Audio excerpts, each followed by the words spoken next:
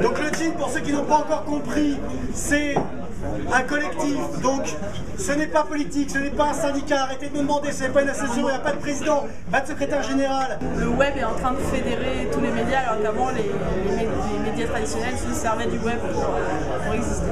Les principaux sites qui ont été créés au cours des dernières années, les sites d'info, l'ont été par des anciens journalistes, c'est-à-dire des gens qui venaient de vieux médias. Moi je viens de Libé, il y a des gens qui viennent du Monde, du Canard enchaîné, enfin bref, ce sont tous des gens qui ont sauté le pas.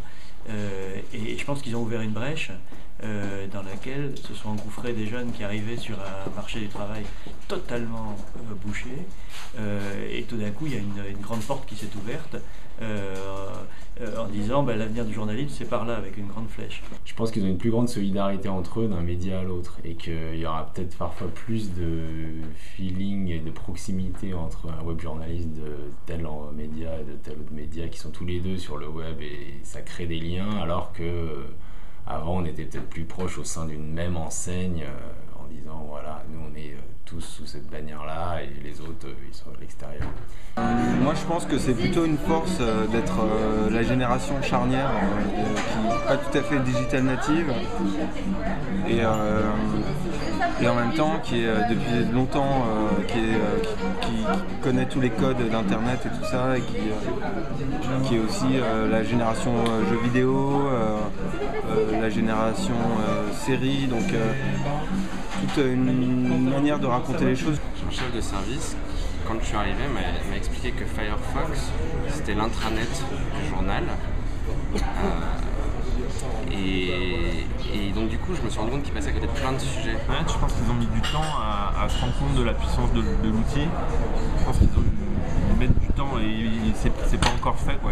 Apprendre Internet au sérieux. Moi, je pense que c'est tout simplement vraiment très difficile de s'adapter à une nouvelle technologie comme ça. Tout est complètement différent, ça remet en question tout un modèle immémorial de la presse, que ce soit sur le rapport aux sources ou la manière d'écrire, et surtout la place du lecteur aussi, qui tout à coup a une toute autre place. Je pense qu'il y a pas mal de gens qui ont un peu du mal à accepter que tout à coup, quand on écrit un article, il y a des centaines de personnes qui viennent commenter, qui se permettent de mettre leur grain de sel. Toutes les personnes que j'ai rencontrées, on en rencontre beaucoup via l'interview.fr et qui bossent sur le web, se font énormément plaisir, et souvent bien plus que les autres journalistes que j'ai pu rencontrer qui travaillent dans la presse traditionnelle. Je me sens pas plus forçat par exemple qu'à mon avis des journalistes, de jeunes journalistes qui vont décider de monter une rédaction, peu importe papier ou quelque chose d'autre. Par exemple, moi je connais des jeunes journalistes qui ont lancé un magazine local. J'imagine qu'ils ont travaillé comme pas possible au début pour lancer leur truc. Alors est-ce qu'ils se sentaient forçats? Je pense ouais.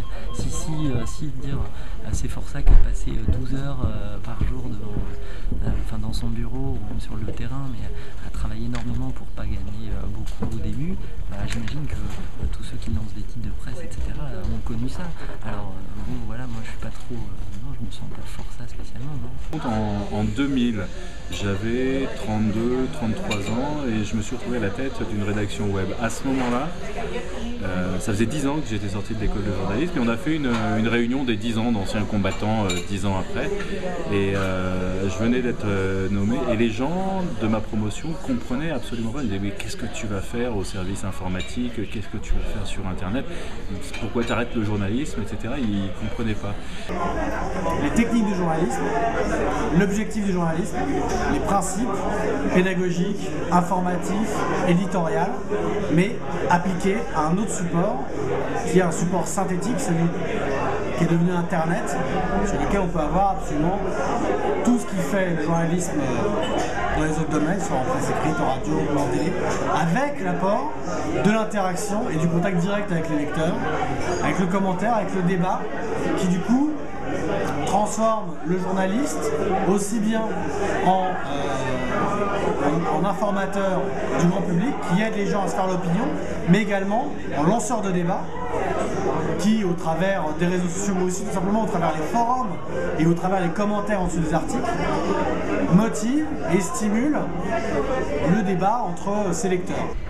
C'est que je pense qu'il est fondamental de comprendre pour le journaliste web, et je dirais pour tout le journalisme, c'est qu'on n'est pas les seuls producteurs d'information, pas les seul producteur, ce qui paraît sur notre site.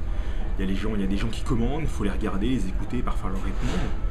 Parfois on peut faire aussi des articles participatifs, Marianne 2 le fait, l'Express.fr le faisait, il y a aussi les blogueurs. J'ai quitté Europe1.fr parce que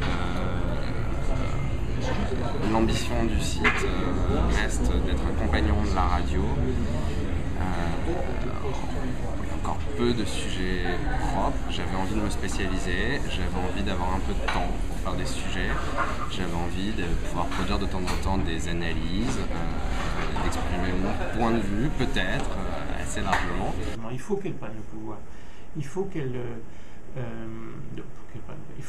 prenne du pouvoir. Parce que il y a des nouveaux usages de consommation de l'information qui viennent des jeunes. Alors les jeunes ne lisent plus ou ne regardent plus la télévision, ne lisent plus les journaux, regardent moins la télévision. Donc les jeunes s'informent par l'internet, par le web. Et donc il y a des nouveaux usages auxquels il faut répondre. Or, les jeunes étudiants aujourd'hui en journalisme restent encore pour la plupart souvent en train de rêver de devenir éditorialiste à Libération ou reporter à TF1. C'est sûrement très bien, c'était sûrement très bien hier, ça l'est beaucoup moins aujourd'hui. Le bon web journaliste de demain, c'est celui qui aura réussi à faire l'alchimie, à réussir à transformer son info pour qu'elle fonctionne avec son lectorat, qui aura trouvé les bonnes astuces pour que son lectorat puisse participer à quelque chose qui soit qualitativement intéressant en termes d'information.